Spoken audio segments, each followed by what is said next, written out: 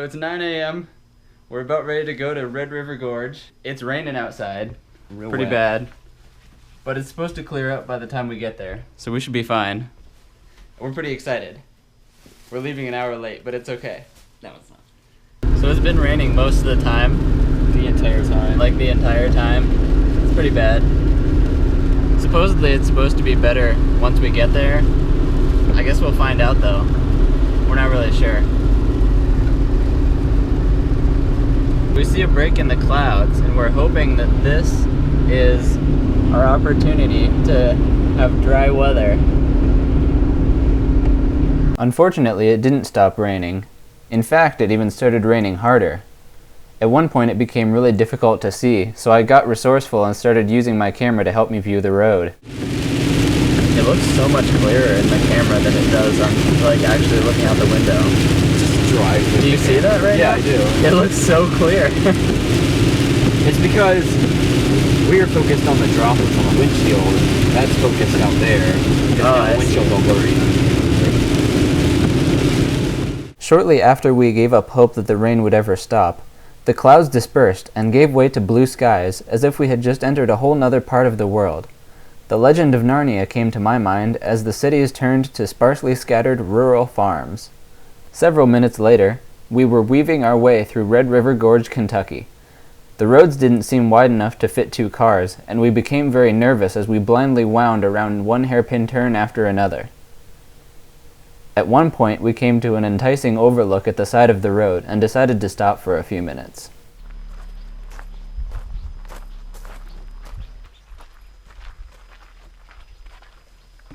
The fall colors throughout the valley were just starting to turn, creating a perfect blend of green, red, and orange foliage as far as the eye could see.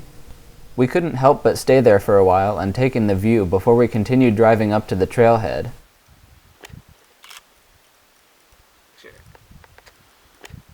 Once we had our fill of the view, we continued driving along the windy roads toward the trailhead, but stopped at a ranger station along the way to pick up our parking permit. We turned onto the gravel road leading to the trailhead and were overjoyed to finally be at our destination after nearly 6 hours of driving. After we put on our gear, we started down the trail, which immediately began descending into a valley. There were several streams running through the ravine, and the trail crossed each of them frequently. We slowly made our way across them, being careful to protect the camera gear in case of a misstep. Thankfully, there were plenty of well-placed rocks to stand on, and we had no trouble at all. So far, we had seen very few people on the trail. It felt very secluded, and not much unlike Ohio. Being down inside the valley, there were no classic sandy cliffs to be seen, but we knew they were there just beyond our view. Our pace was relatively quick at this point, and we were making good time to be in camp before dark. We didn't have much extra time though, so we had to keep moving steadily. After crossing several more streams, the path began a steady uphill climb.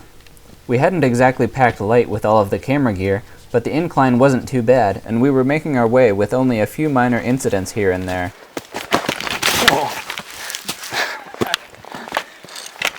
Were you videotaping then? Oh yeah.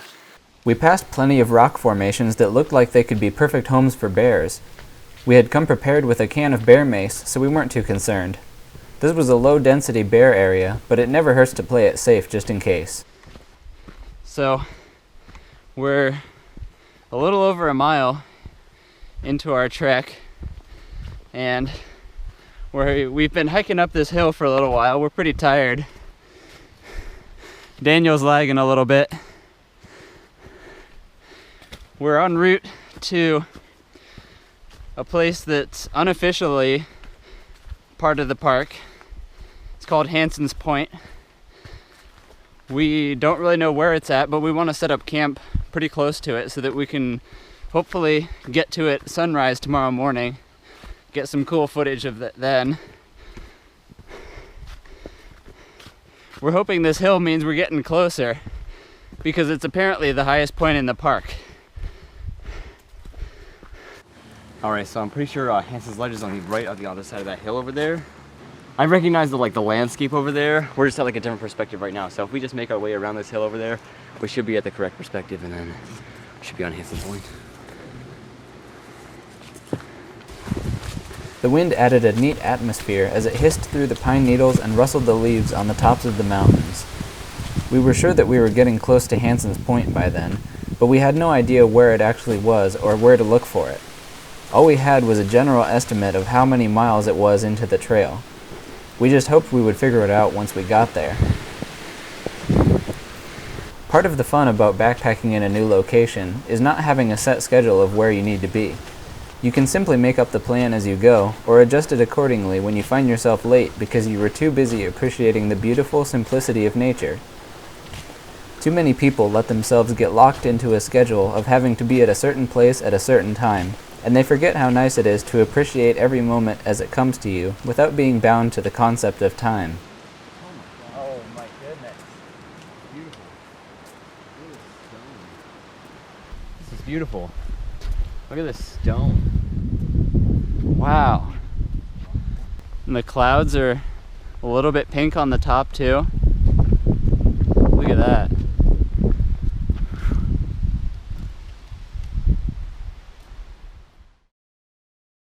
This wasn't Hanson's Point, but it was definitely beautiful. We found a nice campsite on this lookout, but unfortunately it was already taken. So we stopped vlogging for a little bit because it was starting to get dark and we were really looking for a campsite. We were having trouble finding some because all the good campsites were taken already. There was one that was up on top of a really cool ridge, and that one was already taken, so we passed some guys who were camping literally right on the trail, which is kind of illegal. But we ended up finding a spot and we just cooked dinner. We just got everything set up. And we've got our hammocks here. We've got couscous down there cooking. And we're just about to eat. There was actually a pretty little, it was kind of a sunset. Not really big, but it was nice. Just a little bit. Made the clouds kind of pink. So yeah, we're just going to eat supper right now. So Dan forgot to bring silverware. So right now he is eating with a leaf.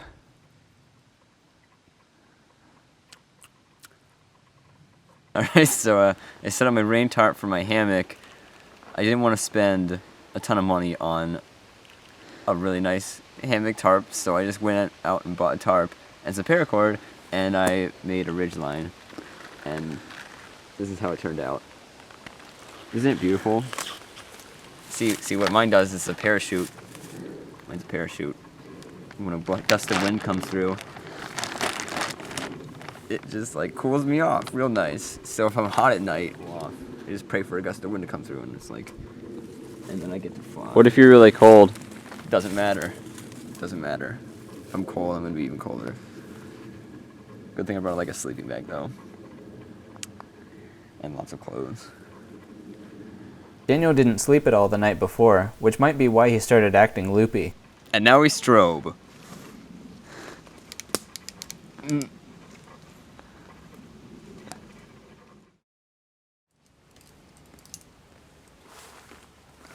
We awoke in the morning just after the sun had begun casting its orange glow on our side of the ridge. It was much colder than we were expecting, so we packed up as quickly as possible so we could get moving and warm up on the trail. Last night, in the middle of the night, we heard some coyotes yapping, probably about like 100 yards from our camp maybe, down over the edge of the cliff, which is right over there. It was pretty loud, and it woke both of us up. Kind of scary a little bit, but it was fine. We're still alive. Just got the bear bag down, eating breakfast now. And the sun rose just about 5 minutes ago. I'm pretty excited to get going on the trail. How about you, Dan? I'm real excited. Awesome, let's go. The morning sun felt nice and warm on our faces as we started our second day of the trip. We watched it slowly rise into the sky on our right as we traveled along the ridge.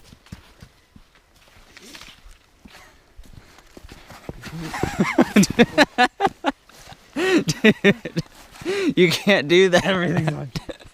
After a fall like that, I think Dan's clip deserves to get put in the video. A few minutes into our hike, we came to the vista that we had seen the day before. Last night we had backtracked about half a mile in search of a spot to camp, as it had been getting dark. We were glad to see this amazing view again because the sunrise made it even better than the day before. It was hard to leave this stellar location behind us, but we knew there were even greater things ahead that day. In this section of the trail, we came to several freshly fallen trees blocking our way. When you're wearing a heavy backpack, it makes even minor obstacles difficult to overcome.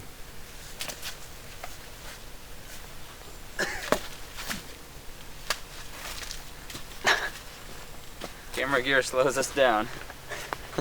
Our water bottles were all empty at this point, and even though we crossed several creek beds, they were too dry to filter more water. The map showed several streams, but none were running at this time. We pushed on in hopes that we would find something eventually. Finally, we came to a trickling brook and were able to refill. We had steadily been going downhill all day, which was nice for the most part. I got that. I feel like you always have me crashing, falling down, or like just anything on camera. We started seeing more and more hikers as time went on. It made sense because today we were going to a place called Gray's Arch, which is one of the most popular locations in the park. Everyone was very friendly though, and we had some nice conversations with people on the way. We began traveling uphill again, but with the extra energy we had from the downward slope that morning, we decided to have a little fun.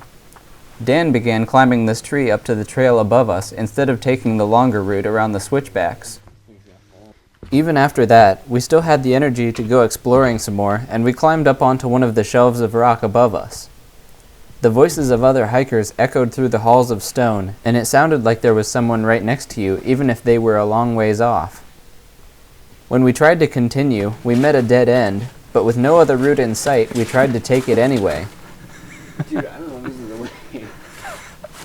We wandered around for a while longer, but we just could not find the trail. We were lost. Here's a map of our tracks as we walked around in search of the path. Eventually, we found another hiker, and he pointed us in the right direction, but the actual path wasn't much better than the route that we thought was the trail.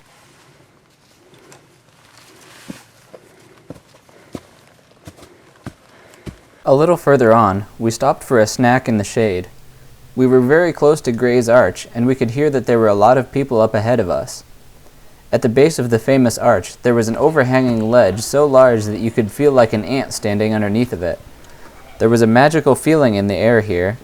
The rock face somehow absorbed all sound and left nothing but an eerie silence. The leaves from the trees added to the effect as they slowly and silently floated down from the heights above. We walked up the stairs to the arch and immediately found out why this is such a popular destination. The arch was carved perfectly out of the rock as if a master stoneworker had spent his entire life making this masterpiece. It makes you wonder how Mother Nature can do something so grand just via erosion. Dan, you're such a creeper over there.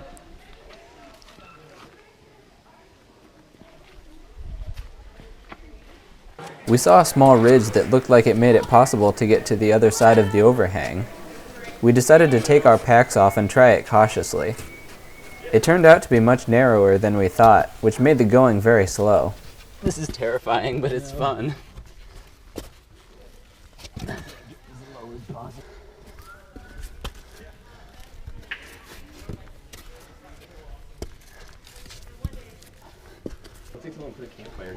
Oh, dude, this would be like the best place to camp. Dude. I found a penny. How awesome would that be to camp right here? A group of hikers below us waved and cheered us on.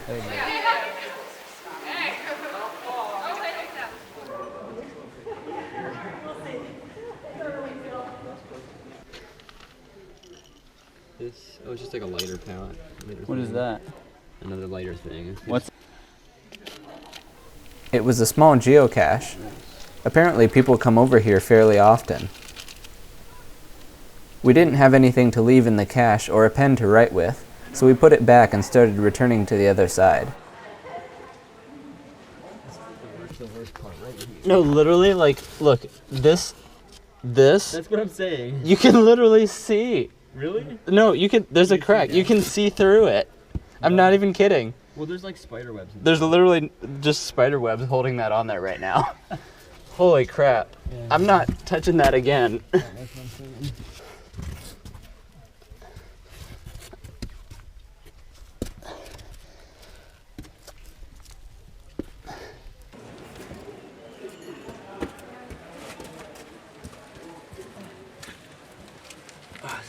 terrible right here.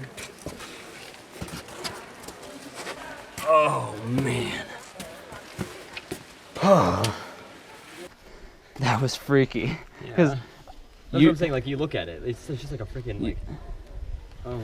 That rock, I don't even know how it's like on there right now, because literally you can see directly through it. We left Gray's Arch and started descending, only to go right back up again on what felt like a never-ending staircase. We followed the ridge and continued climbing. The views were spectacular, and the fall colors seemed especially brilliant in this area. Farther down the trail, we came to a spot that appeared to have been burned by a forest fire a couple years ago. There was a beautiful campsite on top of a hill that we seriously considered stopping early for. Having no trees to shelter it from the wind, it was quite gusty, but the view couldn't be beat. We were following the loop back towards Hanson's Point, but having no success on our first time through, we were a bit doubtful that we would ever find it. That right there is Hanson's Point. We've been trying to get there since we came here on Friday, but we can't seem to figure out how to get there. I really don't think we're gonna be able to get there, but we're really gonna keep trying.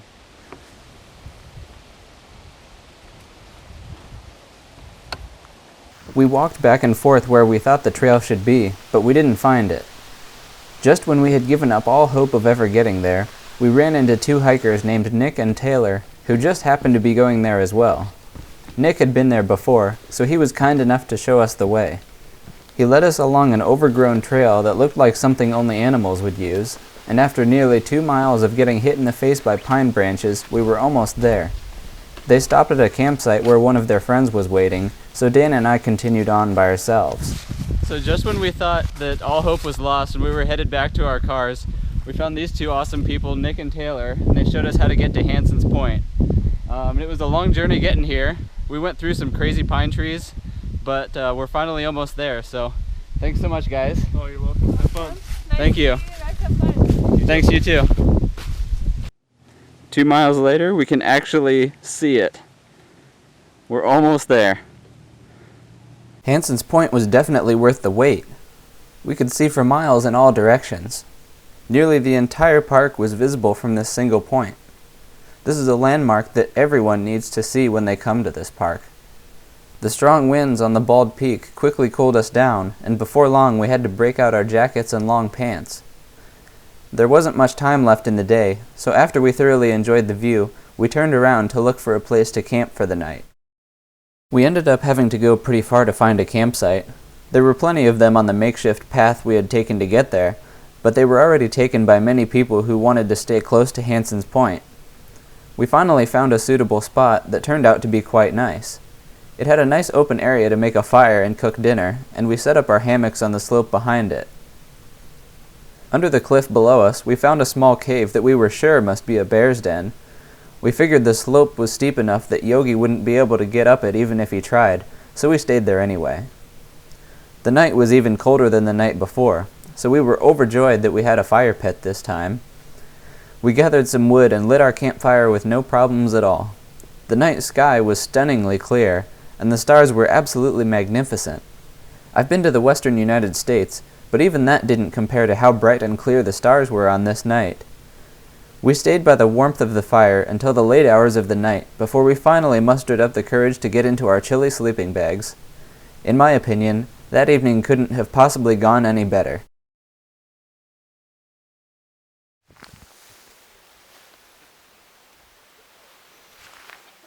The next morning we woke up early and hiked back to Hanson's Point to catch the sunrise over the valley. It was another perfectly clear day without a cloud in the sky. The fog down below us danced about as the shadows slowly receded. We found a little indentation in the rock that was perfect to lay in and feel the warmth of the rising sun. We ate our breakfast there and then hiked back to our campsite to finish packing up the gear. Since it was another brisk day, we considered rekindling the fire and relaxing a little bit longer, but we decided to start moving instead. A few minutes later, we were headed down the trail again in the direction of our car. We were disappointed that the trip was almost over, but we continued to enjoy the time we had left.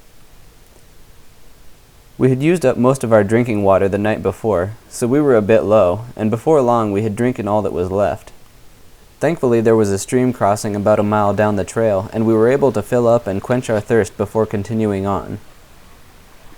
We began traveling uphill again, which meant we were getting close to the end.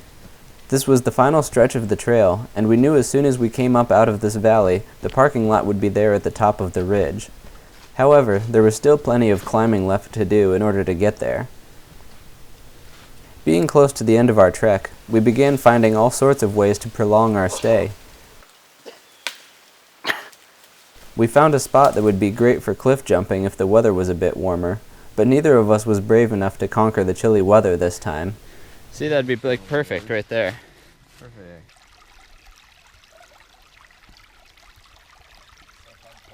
Filming this adds just like so much more intensity to it. To anybody else who doesn't know how much concentration that just took, it looks just so dumb. After our final stream crossing, we continued climbing up and up. At one point, we actually began to hear banjo music coming from one of the cliffs above us. We never found out who it was coming from, but perhaps that was for the best. After a couple hundred more feet uphill, we finally made it to the top. We were exhausted, but with the parking lot practically in sight, we traveled even faster. And finally, we were there. After 2 full days and about 25 miles, we were finally back. It was a great adventure and a perfect fall weekend. I highly recommend visiting Red River Gorge if you've never been there. Daniel enjoyed reminiscing on our trip in his dreams on the way back. Thanks for watching, and subscribe for more adventures to come.